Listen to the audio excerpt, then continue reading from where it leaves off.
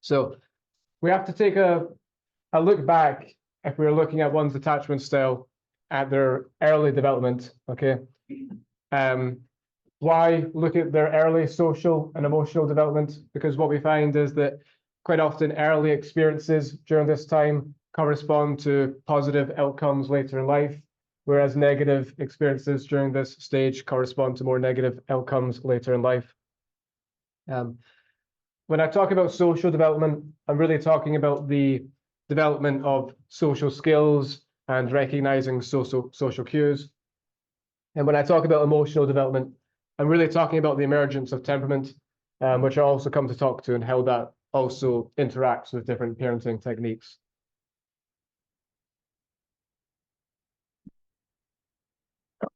So when I say the term attachment, you're probably already familiar with it, okay, referring to a strong, long-lasting bond between two. When we're talking about the child, we're talking about the child and their bond with the caregiver, primary caregiver in most cases. The early literature always characterized the primary caregiver as the mother. We now know that doesn't have to be the case. It's still more often than not the case, okay, but it could be the father or some other relative, for example. The bond is person specific, since all people are unique, and so the bond that forms between two people will be unique. And at the core of this theory is that if there is a strong attachment, a strong emotional bond developed, then the child develops what they call a secure base, okay? They identify the attachment figure, the primary caregiver, as a safe haven, okay? Someone that they can turn to if things go rough, if things go wrong, someone who always has their back.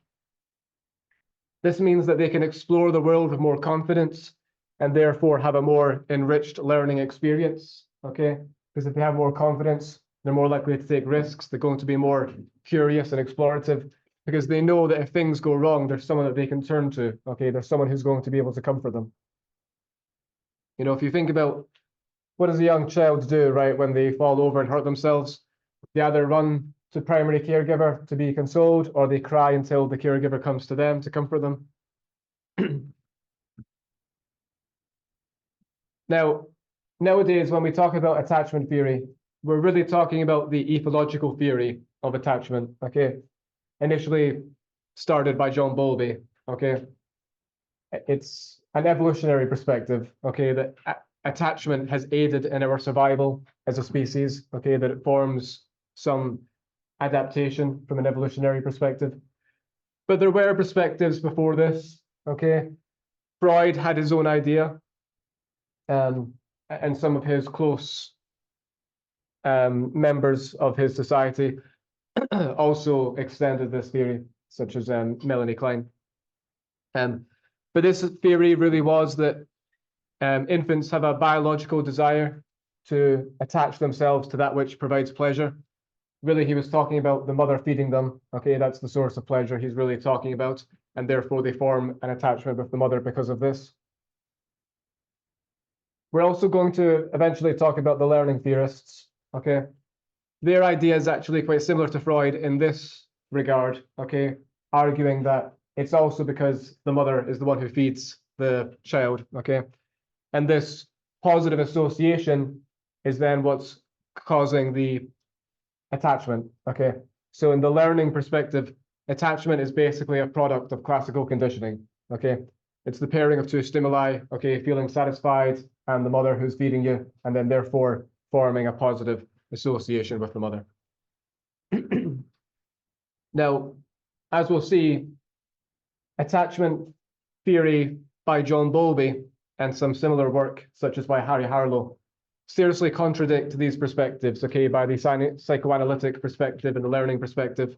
Because what we'll see is fulfilling physical needs isn't enough, okay? Children also have emotional needs, there's other needs. And when we look at the Harlow experiments, we'll actually see that when given the choice between that which has given you nourishment and that which has given you emotional closeness, infants are more likely to choose that which has given emotional closeness. But also these theories might explain, at least hypothetically, why infants form attachments to parents, but they don't really explain the other way around, right? Why parents would form attachments to their child.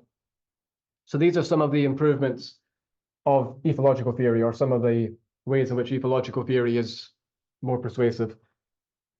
We'll also come to talk about cognitive theory in the course. The idea here is that one goes through stages of learning, becoming more cognitively sophisticated, and part of the differences in attachment relationships are part of this growing development, okay, cognitively.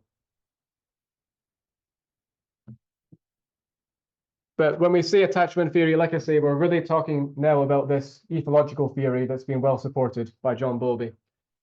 Now, John Bowlby was a psychoanalyst in England in the 1920s. He was pretty loyal to Freud's ideas for the most part, okay? But he wasn't satisfied with the Freudian perspective on attachment, okay? But he didn't have an idea of his own until he came upon this work by Konrad Lorenz. This is Konrad Lorenz here in the picture with some baby goslings. And he came upon this work on imprinting, okay? And what Konrad Lorenz found in his work was that when baby goslings are hatched, they imprint themselves on the first thing that they see, essentially. So in one study, he split the eggs. Half of them hatched inside the lab. The first thing they saw was John Bowlby, Konrad Lorenz, sorry. And the other half hatched out in the wild in their normal environment. And the first thing they saw was their biological mother. Those that were born out in their natural habitat, the first thing they saw was their mother. So they imprinted themselves on the mother, would follow the mother around the lake. The other half in the lab, when they hatched, the first thing they saw was Konrad Lorenz. They imprinted themselves on him, and they would follow him around the lake as if he was their mother. Now, importantly, the process couldn't be reversed, okay? Those that imprinted themselves on him couldn't be taught to then imprint themselves on the mother. Those who imprinted themselves on the mother couldn't then be taught to imprint themselves on Konrad Lorenz, okay? Now, this is obviously about animals, and so people are, psychologically more complicated. But this gave John Bowlby the idea that maybe something somewhat similar was happening in people, and also maybe that in order to understand the attachment dynamic, we should study people in their natural habitat. The Freudian perspective was based upon case studies with Freud's patients and so on. The learning theory perspective was based upon animal studies, primarily with rats and pigeons, okay? And so John Bowlby really wanted to begin studying people, okay, in their natural habitats. So he wanted to integrate what he already knew about psychoanalysis with what he was learning about evolutionary theory, okay, and about this work from Konrad Lorenz. So he predicted that babies come into the world programmed to produce behaviors that parents are programmed to respond to with love, okay? And that this attachment dynamic is aiding in our survival as a species because it's helping bring them in close proximity so that the caregiver will tend to the needs of the infant and help protect the infant from threats as well. So, if an infant is distressed, right, they can express that through crying if they see something that frightens them, but also if they're experiencing discomfort or if they need to be fed, they can, again, express their needs, okay, through crying. And then this triggers the attachment dynamic, okay, bringing the mother into close proximity so that she'll then tend to the needs of the infant. And so from an evolutionary perspective, it's helping in our survival. Now, there's two main assumptions to John Bowlby's theory.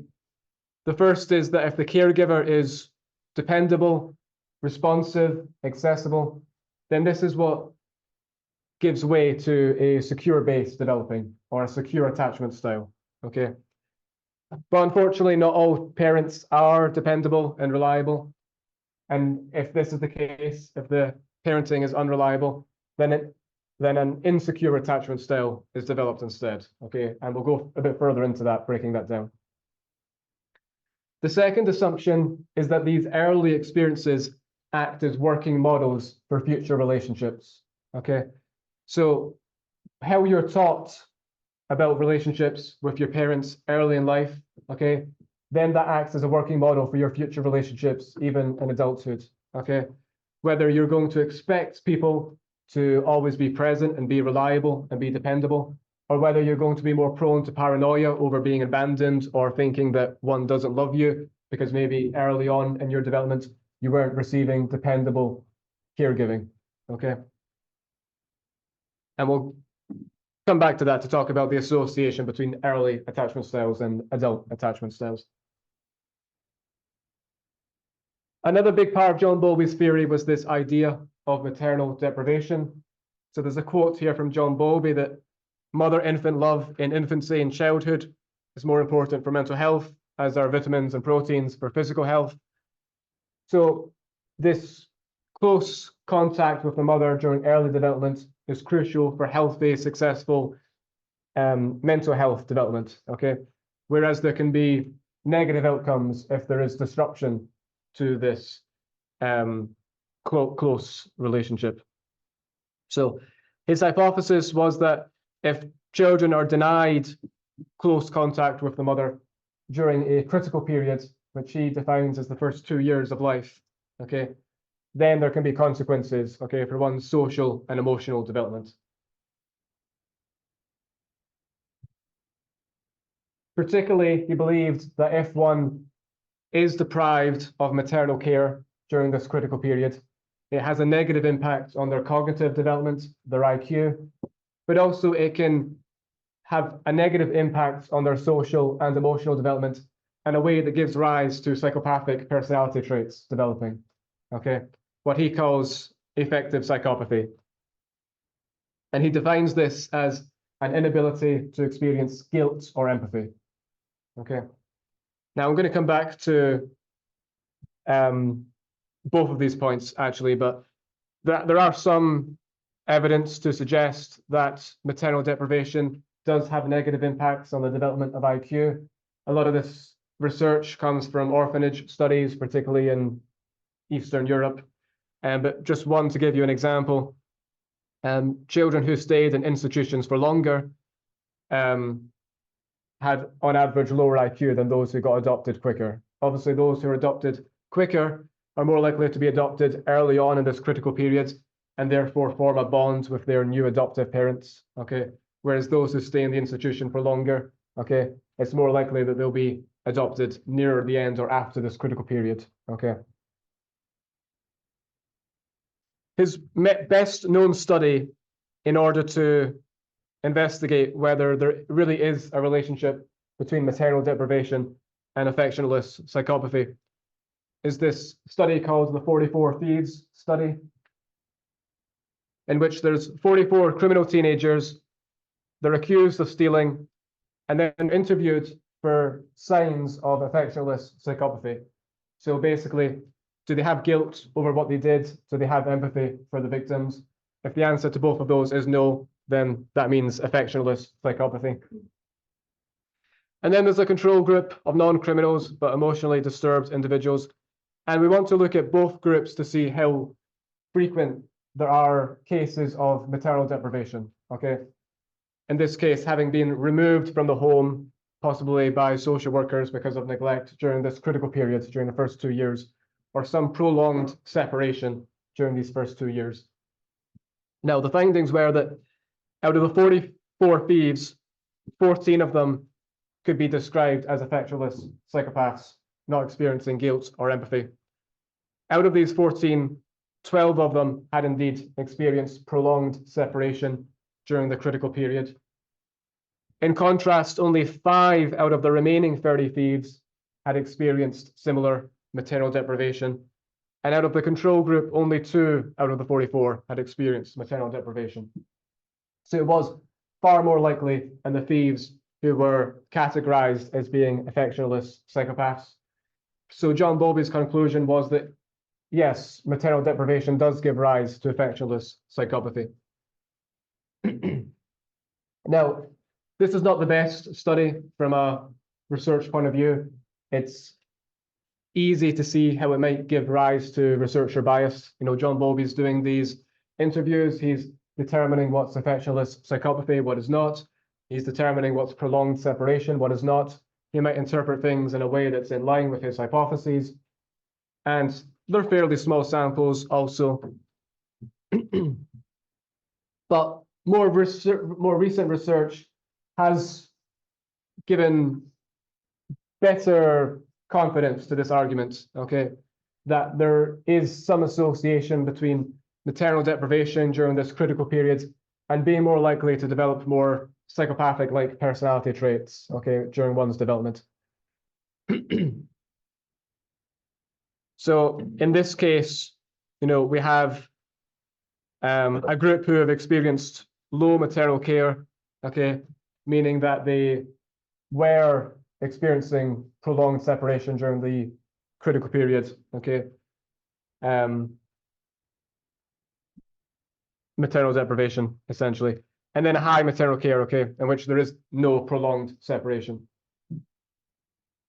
Now, what we see, though, is that there is an interaction, okay, between this and also whether one was abused or not, okay? So the lighter purple line means low levels of abuse, okay? Mild neglect, for example. And then the high blue is more severe abuse, okay? So on the y-axis, we have rates of psychopathy, okay? Scores of psychopathy. And we can see that for the high abuse group, okay, they're substantially more likely to have higher psychopathy scores than the low abuse group, right? But the highest is those who experience both low maternal care and severe abuse, okay? Those that experience low maternal care, even if they experience low abuse, still have pretty high psychopathy scores, okay? And by far the lowest is those who received high maternal care and low abuse, okay?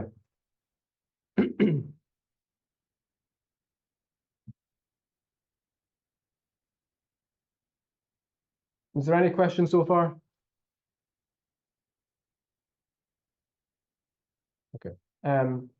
I'll talk briefly about this line of research by Harry Harlow, because it's also very much in line with these ideas by John Bowlby.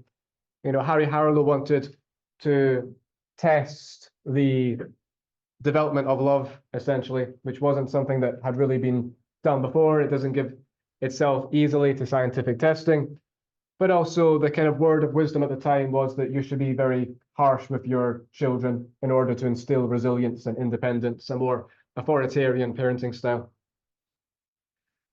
But as we'll see, Harry Harlow's experiments and then the development of attachment theory really quite challenged this. So he has baby race monkeys, and in one study, he has a wire mother who has a feeder attached to it, okay? So that's going to provide the race monkey with milk, okay, feeding the race monkey.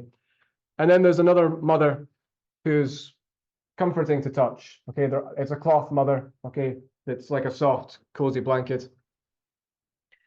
Now, in one study, if the race monkey was frightened, and you can look up videos of this, but the race monkey is approached by this kind of robotic creation that Harry Harlow's made, and it's got these metal fangs, okay, that seem to be going really quick, and it looks like it's running towards the race monkey. If this occurred, the race monkey would run to the blanket cloth mother, okay, not the wire mother who had the feeder attached. So even though the wire mother was the one providing the nutrients, the physical needs, okay, the race monkey seemed to be more attached, okay, to the comfort cloth mother. So this gave the idea of contact comfort, okay? The physical needs being met are not enough, okay? That one needs reinforcement from something more than just nutrients and being fed, okay?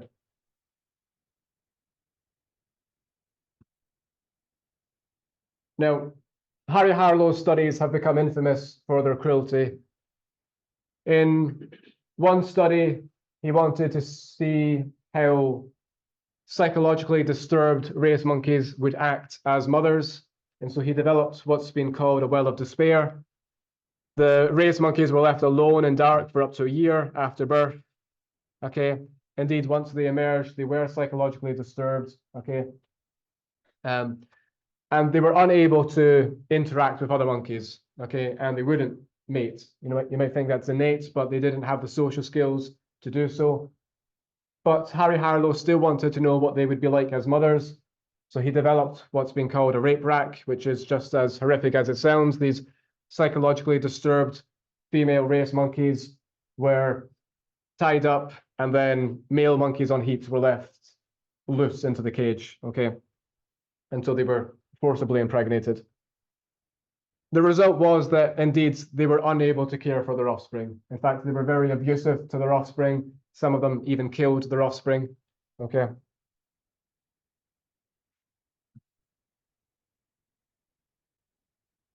Now, this idea of contact comfort has had quite a lot of follow-up, okay? It does seem to be the case that early contact, okay, is crucial for developing the immune system and the number of growth hormones, okay, in other species too. So, for example, in baby rats, if they have all of their physical needs met, okay, they will still die unless they're given some sort of physical contact, such as stroking them with the eraser on a pencil is enough, okay? But there needs to be some stimulation, okay, to help with the development of growth hormones and the immune system. And a lot of this research has been done on premature infants, okay, to see how contact comfort can help premature infants. So the overall consensus from one meta-analysis is that premature infants who do receive massages, who do receive contact comfort, are more likely to gain weight, less likely to have stressful behaviors, okay, than those who are denied contact comfort. Now, the meta-analysis has a number of studies, but I'm just showing you one result to kind of illustrate the point. So we have a group of premature infants here who receive a massage, and then a control group who don't. You can see measuring stress behaviors on the y-axis. In the massage group, it significantly goes down, okay? Whereas for the control group, it actually increases, okay?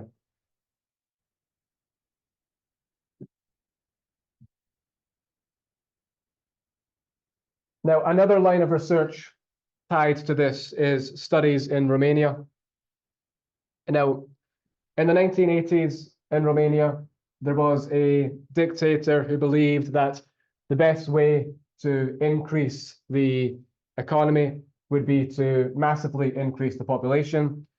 So contraception was made illegal, all abortions were made illegal, and women were told you have to have 5 children by this age, otherwise there'll be financial penalties. The result was that families had too many children and were unable to care for them. So children were being abandoned on the streets and left on the doorsteps of orphanages.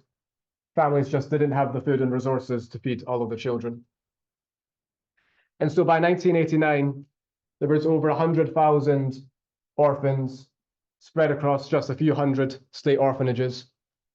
These orphanages were so overcrowded that the children were malnourished because they couldn't be fed appropriately. They were given very little stimulation because there wasn't the resources to do so. They were left alone in cribs for days at a time because there were such few workers that they couldn't have one-on-one contact or one-on-one interactions frequently. Okay, they had to fight for attention.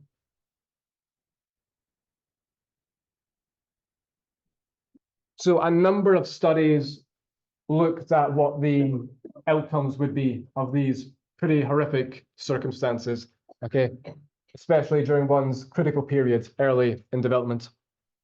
So one example of these studies is looking at over 150 Romanian orphans. They're adopted by British families, some before 6 months, some before 2 years, and then some after the critical periods after 2 years. They're also compared to a control group of British children adopted at the same time.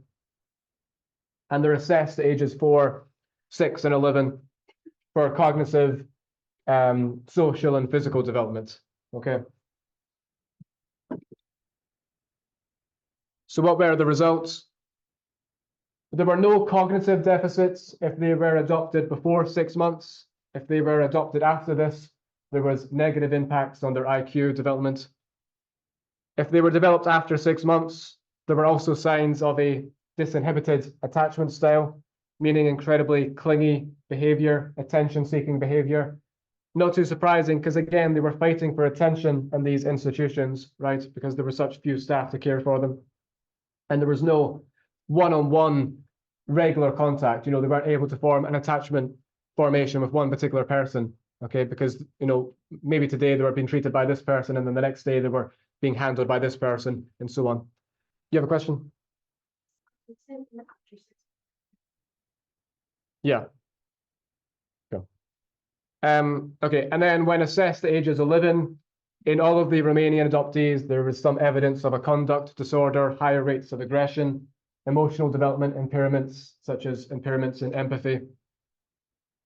They also reported hyperactivity, inattention, overactivity, ADHD signs, and also signs of autism as well.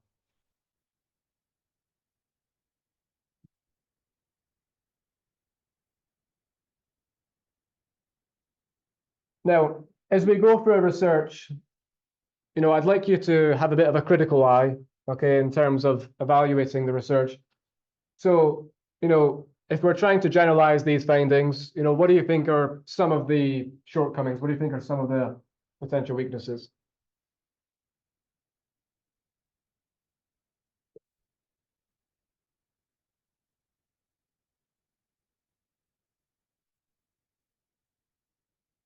Any ideas? Yeah.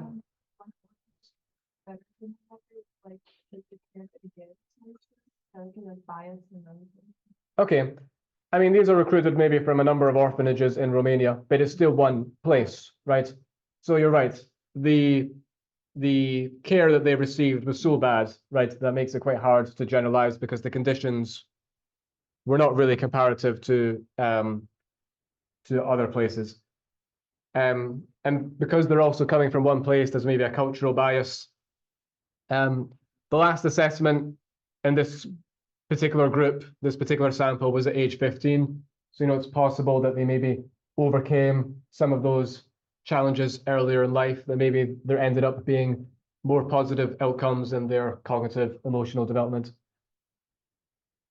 But also the children are not randomly assigned, so it's not a true experiment, right?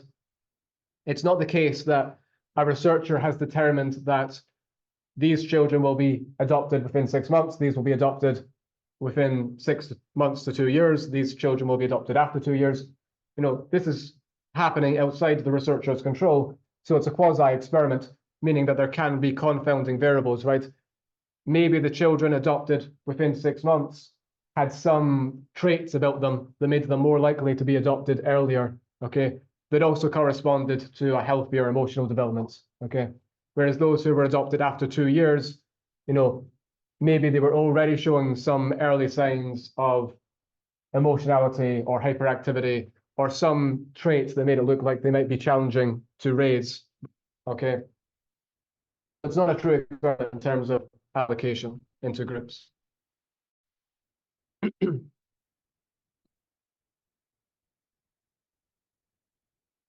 But we have a number of other studies, okay, showing pretty similar findings.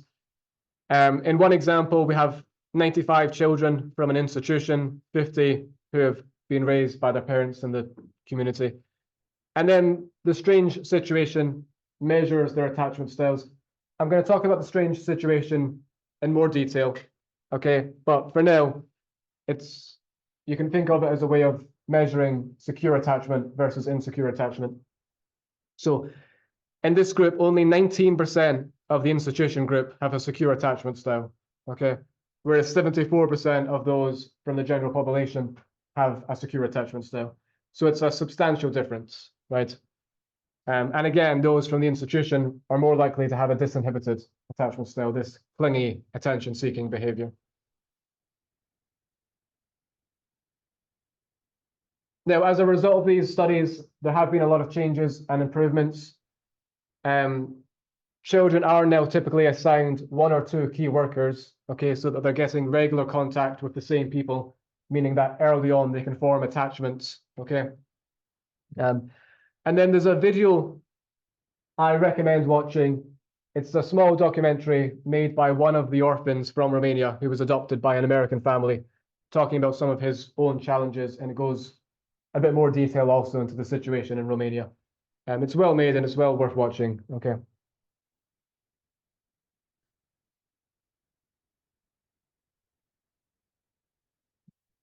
But attachment theory really has two founders. You know, John Bowlby was a theorist and a therapist.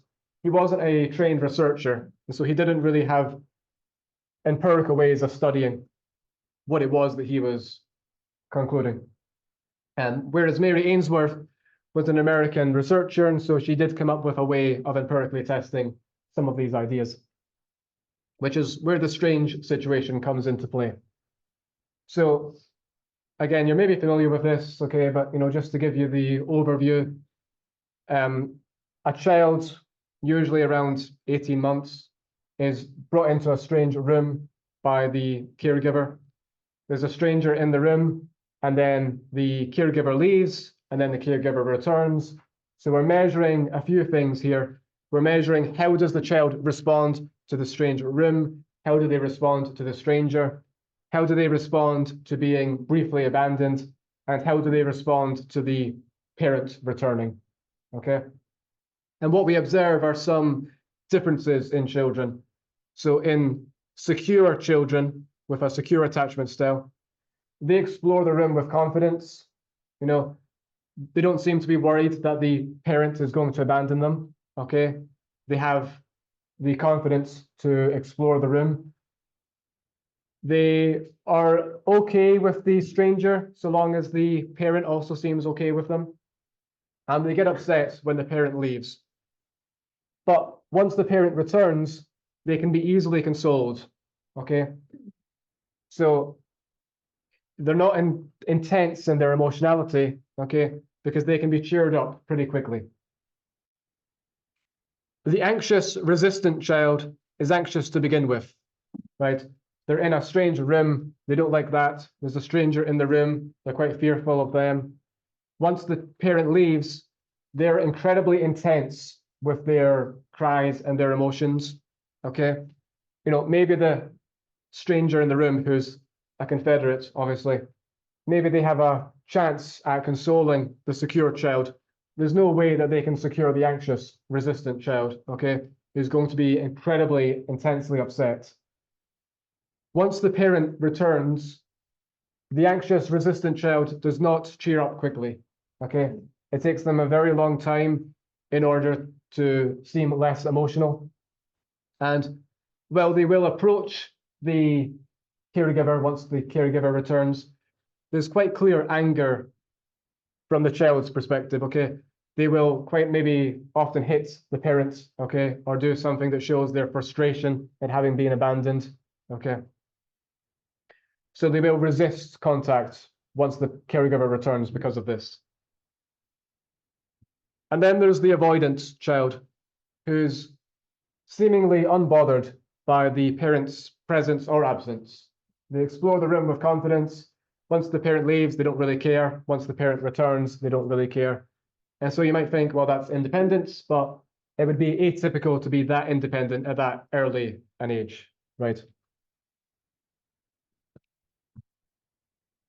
There's a diagram here. I won't go over it because it's basically what I've just said. And there should also be a link to a YouTube video in the notes, okay? So you can see it in action if you want to. But like I say, we're measuring a few things: willingness to explore. You know, we could observe this and code this via how many of the floor tiles the child covers, for example. How they respond to being separated, how they respond to the stranger, how they respond to being reunited. And again, this table's in the slides, okay, so you can look over it more closely. But it, again, is basically what I've said, okay, that the, you know, avoidant child, unconcerned with the mother's absence or return, secure child, comfortable with the stranger when the mother's present, positive, happy once the mother returns. Whereas anxious child, you know, approaches but resists contact once the child is reunited.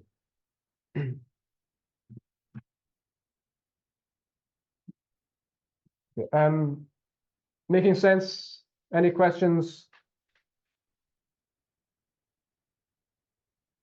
So, the first question might be, why do children have different attachment styles? Why are some secure? Why are some insecure? Now, there is a role of temperament, of course. Even at an early age, infants react to different situations or react to the same situation differently. Some children cry more easily. Some children are less emotional. Some children are more sociable. Okay, there are observable differences early on. But it seems to be the case that these impacts from biological temperament play a pretty minimal role. Okay, when we look at genetic studies, family studies, twin studies mainly, looking at the heritability of attachment.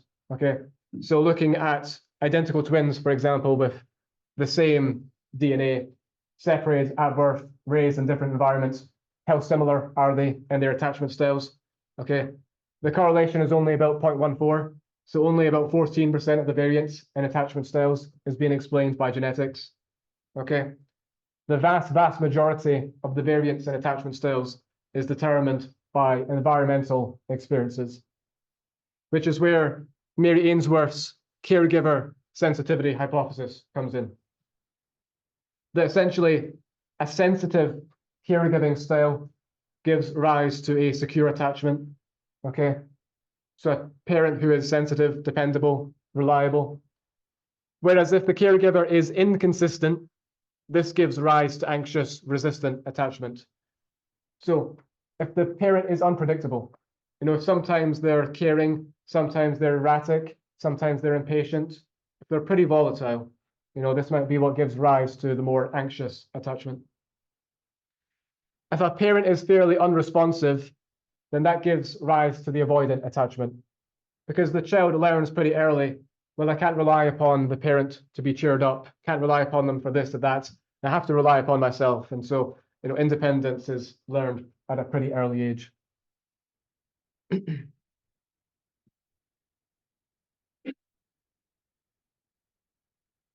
Now, these were the three attachment styles observed by Mary Ainsworth: secure attachment, and then the two types of insecure: anxious, resistant, and avoidant. But one of her PhD students, Mary Mann, observed some children who could not be neatly categorized into either avoidant or anxious, though they were clearly insecure, but they were displaying behaviors of both avoidant and anxious. And she called these disorganized children. Now, disorganized children are pretty rare in the general population. About 4% of the population have a disorganized attachment style. Okay. Whereas about 65% have secure, about 20% have avoidant, about 12 to 14 have anxious. But if we look at forensic clinical populations, okay, those who were physically abused or sexually abused early in their life, okay, or those who were raised by parents with diagnosed clinical disorders, it then is more likely that disorganized attachment style will occur. Okay, in fact, if we look at cases of children who were abused, disorganized is more likely than either of the other two insecure attachment styles. Okay, so a commonality to disorganized attachment development is that the parent is seen as a source of threat. Okay, that for the child, the parent themselves is a source of danger. And because of this, the child often resorts to pathological self-soothing, okay, which might mean disassociation, so retreating into fantasies in one's mind rather than experiencing the present, or self-harm as well, okay. And in the strange situation, disorganized children, yes, they might display some anxious and avoidant behaviors, but they will also display some pretty unusual behaviors, maybe going to the corner of the room, sitting alone, staring at the corner of the wall, maybe rocking backward and forward, self-soothing behaviors.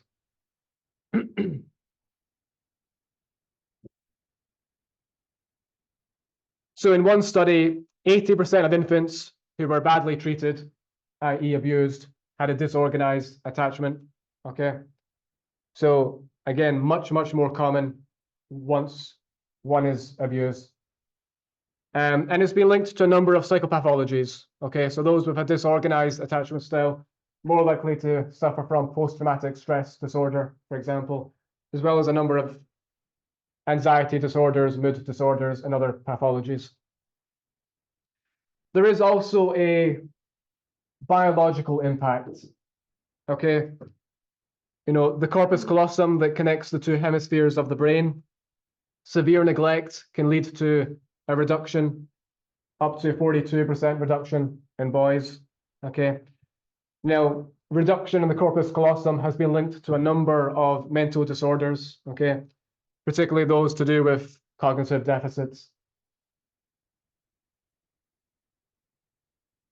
Girls, and we know this from broader research, seem to be more resistant to neglect than boys do in their early emotional development.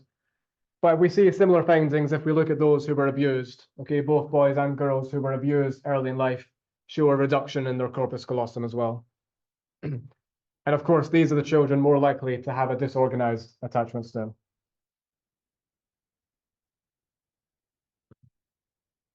Okay, I'll give you some quick examples just to make sure you're keeping up. So just shout out the answer. Which attachment style does this demonstrate? I missed you, but now you're back, so I'm okay. Yeah, you left again. I'll take care of myself. Avoidant, right. Why did you leave? I get so mad when this happens. Anxious, yeah. I wanted you to be here, but you left. Now you're back. I don't know if I should be happy or sad. Disorganized, right. Who just doesn't know how to respond.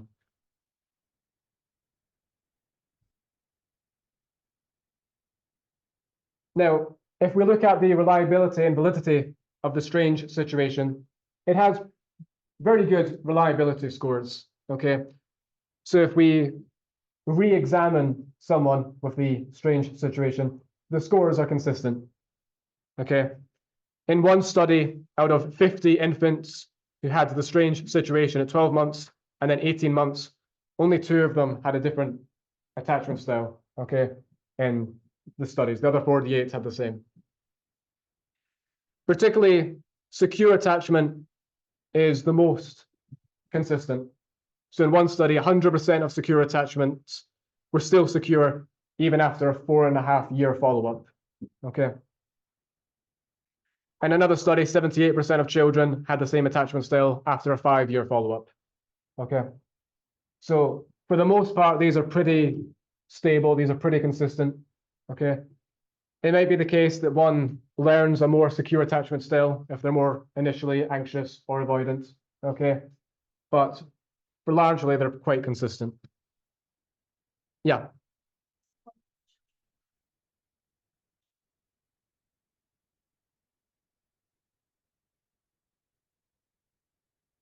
I think that would be unusual because that's quite a flip, right? I mean, it could happen, but I think that would be quite an extreme change to go from anxious to avoidant. Maybe if there's some sort of traumatic experience, like losing a loved one, might teach the person, right, getting too close to people leads to you getting hurt, so I'll just distance myself from people. Something like that might occur, but I would say that's pretty unique. Yeah. So good reliability. Validity is a bit more questionable, the ecological validity, because it's a strange situation, okay, by its name. It might not be the case that this is truly reflective of how children respond every day, because the situation is so unique. But also, it's important to keep in mind that this is only really measuring what is the norm in Western societies, mainly actually the US and the UK, okay, or North America and the UK. Not too surprising, Mary Ainsworth was a North American researcher, John Bowlby was a British researcher. They were bringing their ideas together. So it's measuring what's typical, what's the norm in these cultures, right? in other cultures, it might be very different. Particularly, for example, in Germany, avoidant attachment is much more common than what we call avoidant attachment here in the US or in the UK, okay? But in Germany, they believe independence is incredibly important. And so they might think that some American children who have secure attachment are actually too clingy, okay, by their norms, by their typical standards. In Israel and Japan, mothers spend much more time with the child once the child is born, okay, for a longer period of time than it is typical in the UK or the US. So in these situations, the strange situation is very, very unusual for these children. So they're very, very stressed, okay? So we report much higher rates of anxious attachment in these countries versus the UK or the US, okay? Because it's so different than what they're used to. That's one study to illustrate what I'm talking about. There's a meta-analysis here, but some of these countries only have a couple of studies backing them up. But for the most part, it's kind of similar to what I've said. Avoidance much more likely in Germany versus the UK, obviously versus Israel or Japan, because avoidance, the extreme opposite really of anxious. Anxious much more common Israel, Japan than the UK, the US.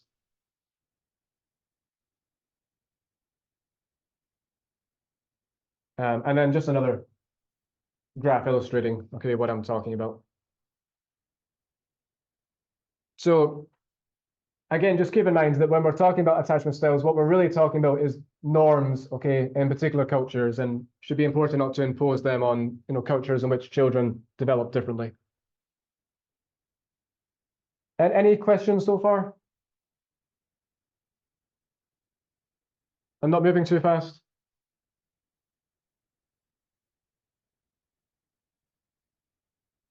So, an assumption by John Bowlby was that these attachment styles in childhood act as working models for how relationships should operate in adulthood, right?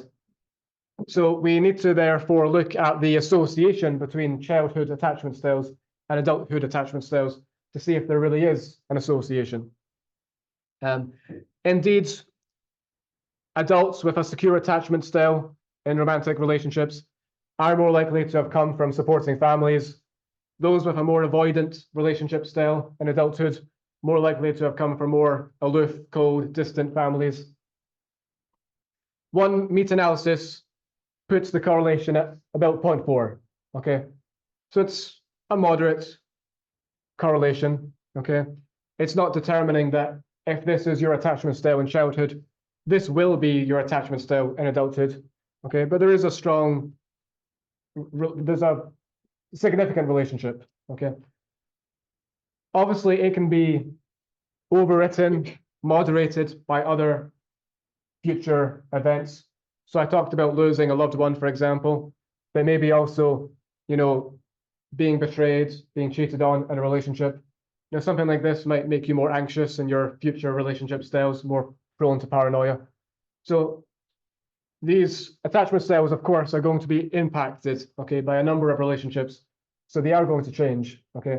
But there is a good association between childhood attachment and adult attachment.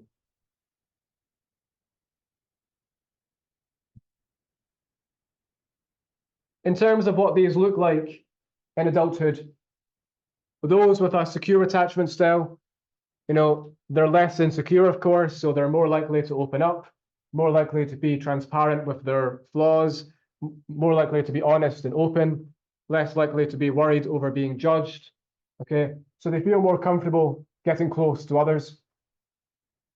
They're not worrying about abandonment so often. Unsurprisingly, they're more likely to be in a relationship, and they're more likely to be happy when they're in a relationship. Those with an avoidant attachment style, they feel uncomfortable getting close to others. It's not in their nature to be trusting or to depend upon others because they've had to teach themselves to depend upon themselves, right? They're used to being independent. So they're less likely to be in a relationship, more likely to put their focus attention in something else, like hobbies or in work. And then those with an anxious, resistant attachment style, they report wanting to be in a relationship. And once they're in a relationship, they report a lot of worrying over abandonment, worrying over what the other person actually thinks and feels, worrying that everything they do might be upsetting. If there's any fight, they assume it's their fault because their self-esteem is pretty low, okay? They're more prone to jealousy at the extreme, more prone to obsessive thoughts and being possessive.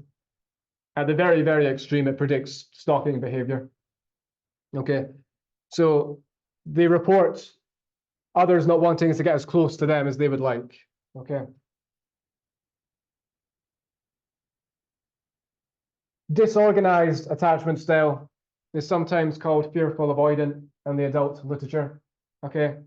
And again, this would be a kind of combination between anxious and avoidant, in which one reports wanting to be in a relationship, but once they get close to someone, they act then avoidant, okay? Because it's fearful for them, because they've been taught that those who are their attachment figure is the person who will hurt them, right? They're the person who's the threat. And so even though they report wanting to be in a relationship, once they're close, it gets frightening, and so they will avoid going further.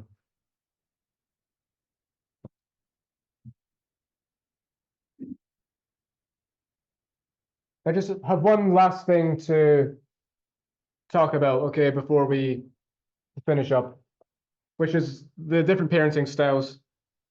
Now, again, you may have heard of these before. It's not the case that one is one of these and none of the others. They should be viewed as more like continuums rather than discrete categories. But it is the case that usually one's parenting style can be described as more one of these than the other three. So you have an authoritarian parenting style, first of all, which is demanding unquestioned obedience. You do what I say because I said it. You don't need to know why you have to do it. You don't need to be privy to the reasons for the rules, okay? It's just I'm the authority figure, therefore you do as I say, okay? The result of this is that communication isn't really taught to be valued by the child, okay? Because they are learning that there's no point in really expressing themselves. The authority figure is going to get their way regardless, okay? And they just have to follow. Authoritative is still with the parent in control. They're still firm, okay? But they're valuing communication now, okay? So they might explain the reason behind the rules to the child, and the child might even be able to somewhat negotiate, okay? So, the child wants to stay out until 8 o'clock. Well, that's too late. Be back by 7:30. But if you're back on time, then maybe we'll talk about extending, your bedtime and, extending as the child behaves and so on. So that way the child's taught that, there is reason for them to express what they want and to be part of the conversation. Permissive then is like spoiling, according to Adler, right? It's few demands on the child, letting the child get away with whatever they want, doing as the child pleases, okay? So it's overly responsive to the child's needs. Much like spoiling, when we talked about Adler, this is setting the child up to fail, right? Because the child is being taught you always get everything you want. But of course, real life won't be like that. And once they get older, they'll realize they can't always get what they want. And so when things don't go their way, it'll hit them much harder than it hits the typical person. And then uninvolved is spending little time with the children, okay? It's still fulfilling basic needs, still putting food on the table, but no real desire to get emotionally close to them or understand who the child really is as a person and what they're interested in, what they want, and so on. Okay, so a more distant relationship.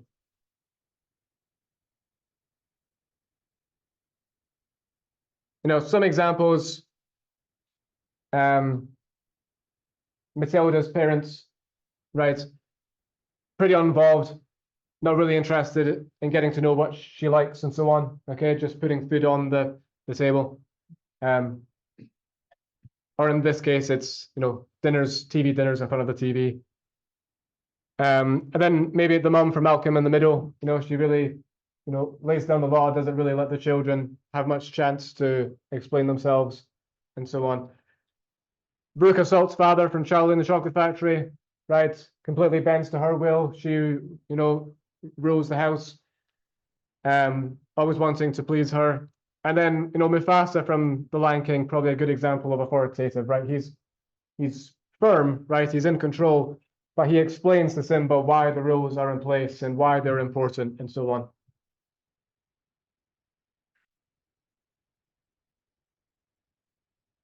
So when determining these, you can look at it in terms of two dimensions.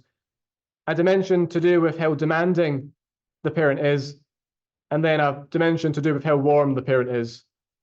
So if they're high in warmth and high in demand, that would be authoritative, right? Responsive, reciprocal, flexible, democratic. If they're high in demand but low in warmth, that would be authoritarian, right? Power over the child, high expectations, control. If they're low in both, then uninvolved, so pretty absent, passive, neglectful parenting. If they're low in control but high in warmth, then that's going to be permissive parenting, right? Overindulgence, few demands, few rules in place.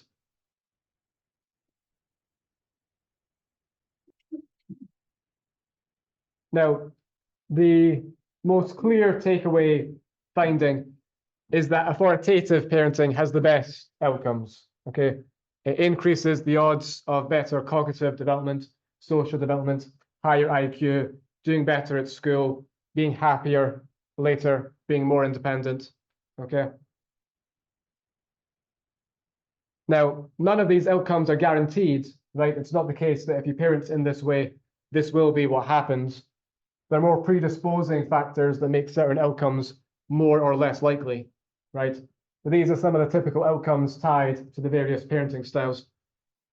So authoritative, like I say, high self-esteem, good self-control, good moral maturity. Authoritarian increases the odds of being anxious, okay? Having lower self-esteem, more likely to be depressed. Also, in some cases, rebelling against authority, acting out, okay, especially during the teenage years. Permissive parenting makes one more impulsive, operating on the pleasure principle, as Freud would say, right? After what they want, when they want it, because they don't really get taught consequences or regard for others. Disobedient, no respect for authority. Why would they have? They've never been taught to respect authority. And they usually do quite poorly in school as well. Uninvolved parenting then increases the odds of depression, anger, some antisocial tendencies, and poor school achievement.